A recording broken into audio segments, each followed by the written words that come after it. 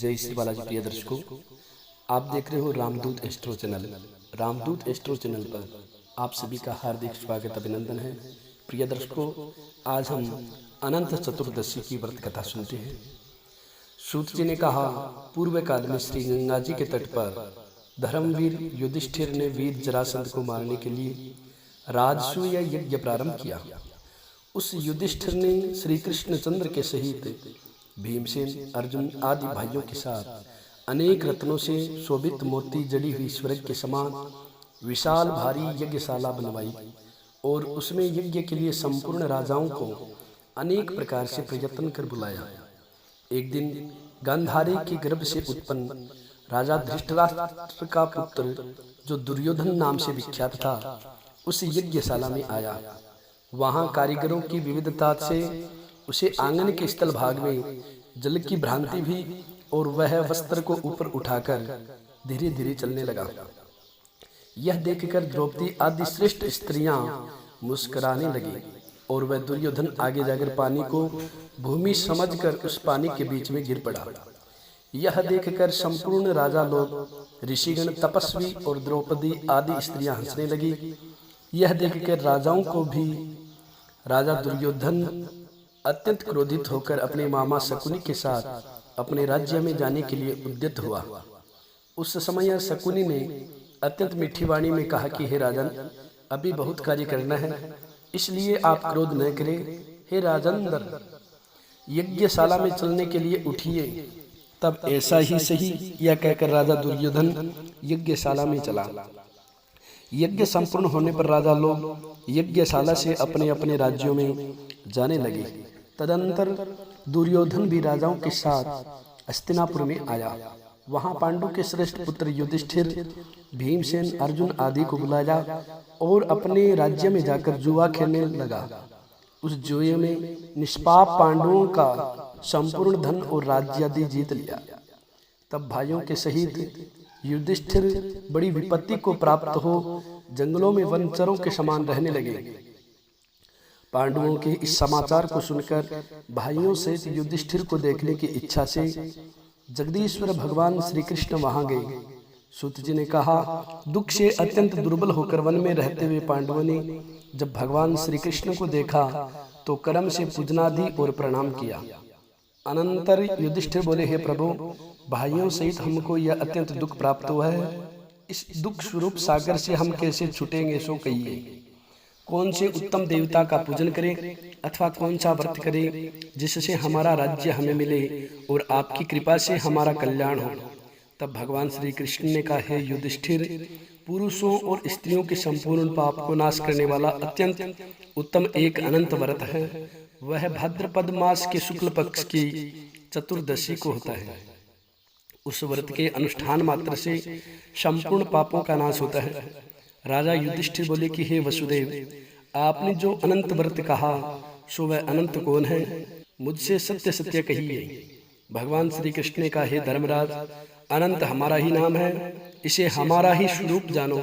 सूर्य आदि जितने ग्रह रूप है और काल जो कहे जाते हैं वे सब पल, बड़ी घड़ी, मुहूर्त, दिवस, रात्रि आदि रूप से पक्ष, मास, ऋतु, वर्ष, युग और कालादि की व्यवस्था सब हमको ही जानो। यह जो काल हमने कहा है वह अनंत इस नाम से प्रसिद्ध है। वही काल रूप में पृथ्वी का भार उतारने के लिए इस कृष्ण नाम से उत्पन्न हुआ हूँ। दानवों का नाश करने और साधुओं की रक्षा करने के लिए वसुदेव के कुल में मुझे उत्पन्न हुआ जानो। ऐसा वचन सुनकर युधिष्ठिर बोले, हे जानने वालों में श्रेष्ठ, अनंत व्रत का महात्म्य और विधि कहिए। इस व्रत का अनुष्ठान करने वाले प्राणी को क्या पुण्य होता है, क्या फल मिलता है, क्या दान किया जाता है और किस देवता की पूजा की जाती है। पूर्व काल में यह अनंत व्रत किसने किया और मृत्यु लोक में किसको द्वारा प्रकाशित हुआ, विस्तार सहित इस अनंत व्रत को हमसे कहिए। भगवान श्री कृष्ण ने कहा, सतयुग में सुमंत नाम का एक ब्राह्मण था। उसने वशिष्ठ गोत्र में उत्पन्न सुंदर रूपवती दीक्षा नाम की भृगु ऋषि की कन्या से वेदोक्त विधि से विवाह किया। हे राजन, उस स्त्री से कुछ समय बाद अनेक सुंदर लक्षणों से युक्त एक कन्या उत्पन्न हुई। यह शीला नाम की अत्यंत सुशीला कन्या पिता के घर में बढ़ने लगी। एक दिन उसकी पतिव्रता माता कालज्वर के दाह से दुखी होकर नदी के जल में प्राण त्याग कर स्वर्ग चली गई। तदनंतर उस सुमंत नामक ब्राह्मण ने धर्मपुंस ब्राह्मण की दुशीला नाम की कन्या से विधिवत विवाह किया। वह कन्या नाम के सदृश ही दुष्ट स्वभाव की, कर्कश वचन बोलने वाली और बड़ी प्रचंड थी। और वह शीला नाम की कन्या पिता के घर में गृह कार्य में बड़ी चतुर हुई। वह दीवालों में बाहर के दरवाजों के ऊपर स्वास्तिक, संकमल, नीले, पीले, सफेद और काले रंगों से अनेक प्रकार के चित्रों को लिख लिख कर सजाया करती थी। इसके अनंतर इसी तरह बहुत दिन बीतने कुमारी अवस्था में प्राप्त हुए कल्याणी शीला पिता के घर में बड़ी हो गई। उसको देखकर पिता चिंता करने लगा कि यह कन्या पृथ्वी पर किस गुणवान वर को दे। ऐसा विचार कर दुखी होने लगा। इसी समय मुनियों में उत्तम वेद वेदांग को जानने वाले कौंडिन्य नाम के मुनि विवाह की इच्छा से आए और बोले कि मैं तुम्हारी रूप गुण युक्त कन्या से विवाह करना चाहता हूँ। ऐसा सुनकर कन्या के पिता ने शुभ दिन में ब्राह्मणों में श्रेष्ठ कौंडिन्य को अपनी कन्या दे दी और हे धर्मराज, सुमंत ने वेद की विधि से उसका विवाह कर दिया। उस समय वहां पर शुभ मंगलाचार होने लगे। स्त्रियां गीत गाने लगी और ब्राह्मण लोग स्वस्ति वाचन करने लगे। इस प्रकार विवाह क्रिया संपन्न करके ब्राह्मण ने अपनी कर्कशा स्त्री से कहा, दामाद के संतोष के लिए कुछ द्रव्यादि दहेज में देना चाहिए। ऐसा सुनकर वह कर्कशा क्रोध में आकर घर की शोभा बिगाड़ती हुई जो कुछ कहा था उसे पेटी में बंद करके दामाद से बोली कि आप अपने घर जाइए, हमारे घर में कुछ भी द्रव्य नहीं है। यदि विश्वास न हो तो देख लीजिए। हे पार्थ, ऐसा सुनकर सुमंत उदास हुए किंतु चुप रहे और उस कन्या ने भोजन से बचे हुए अन्नादि से मार्ग का संबल बनाया। कौंडिन्य मुनि भी नवविवाहिता सुमंत की कन्या शीला को बैलगाड़ी पर बैठाकर धीरे धीरे मार्ग में चलने लगे। जाते हुए पवित्र यमुना नदी को देखकर उसके किनारे गाड़ी खड़ी करके शिष्यों को उसकी देखरेख में नियुक्त कर स्वयं स्नान संध्यादिक आवश्यक कार्य करने गए। मध्याह्न में भोजन के समय रथ से उतरकर नदी के किनारे उस शीला के लाल वस्त्र पहने हुए स्त्रियों के झुंड को देखा। उन स्त्रियों के समूह को चतुर्दशी में भक्ति पूर्वक श्री जनार्दन भगवान का पूजन करते देखकर उसके पास जाकर वह शीला धीरे से पूछने लगी कि हे पूज्य स्त्रियों, यह क्या करती हो? इस प्रकार के व्रत का क्या नाम है? ऐसा सुनकर उस शीला से वे स्त्रियां बोली, यह अनंत का व्रत है, इसमें अनंत भगवान की पूजा की जाती है। ऐसा सुनकर शीला ने कहा कि मैं भी इस उत्तम व्रत को करूंगी। इस व्रत की क्या विधि है? इसमें क्या दान होता है? कौन देवता पूजे जाते हैं? वे स्त्रियां बोली, हे शीले, उत्तम अन्न को प्रस्तमात्र एक सेर लेकर मालपुआ आदि पकवान बनाकर आधा ब्राह्मण को देवे और आधा स्वयं भोजन करे, फिर शक्ति के अनुसार दक्षिणा देवे और यह व्रत नदी के तट पर करे तथा भगवान की कथा सुने। कुशा के शेष नाग बनाकर बांस के पात्र में रखे, फिर स्नान कराकर मंडल के भीतर रखकर अनंत भगवान का विधिवत पूजन करें। चंदन, पुष्प, धूप, दीप और अनेक प्रकार के नैवेद्य उनके आगे रखकर तथा मजबूत सूत का डोरा केसर में रंगकर 14 गांठ देकर हाथ में इस मंत्र से बांधे, हे वासुदेव, जिनका अंत नहीं है, ऐसे संसार रूपी महासमुद्र में डूबे हुए मेरा अच्छी तरह उद्धार करो और अपने अनंत रूप में लीन करो। हे सूत्र रूपी अनंत भगवान, आपको बार बार प्रणाम है। इस प्रकार सूत्र रूपी अनंत को हाथ में बांधकर स्वस्थ चित्त हो भोजन करे। संसार रूपी अनंत नारायण का ध्यान करके भोजन कर अपने घर जाए। हे भद्रे, यह व्रत तुमसे कहा। भगवान श्री कृष्ण बोले, हे राजेंद्र, प्रसन्न चित्त से ऐसा व्रत कर विधान सुनकर उस शीला ने भी सुंदर डोरे को बाएं हाथ में बांधकर व्रत किया। जैसे 14 गांठ देकर बाएं हाथ में बांधना कहा था, वैसे ही बांधकर फिर पाथेई जो बच्चा था उसका आधा ब्राह्मण को, बाकी स्वयं खाया। फिर प्रसन्नचित्त हो जब पति के साथ बैलगाड़ी में बैठकर अपने घर को गई, तभी से उसको शुभ शकुनों से व्रत के प्रति विश्वास हो गया। अनंत व्रत करने से गोधन आदि से युक्त और धन धान्य आदि से उसका घर भरपूर हो गया। वह सोने में पिरोई, माणिक्य और मोतियों के हारों से भूषित रहती और उसके यहाँ इतने अतिथि आने लगे कि वह पूजन में सर्वदा व्यस्त रहती थी। मणिमय स्वर्ण के हारों से भूषित हुई। वह मणि युक्त करधनी तथा मोतियों की मालाओं से अलंकृत उत्तम वस्त्र पहनी हुई सावित्री के समान शोभित होने लगी और घर में पति के साथ आनंद से रहने लगी। किसी समय उसके पति कौंडिन्य ने बैठी हुई शीला के हाथ में बंधा हुआ सुंदर डोरा देखा। उसको देखकर वह बोला कि हे शीले, ये डोरा क्या मुझे वश में करने को बांधा है? तुमने इसे क्यों धारण किया है? इसका कारण कहो।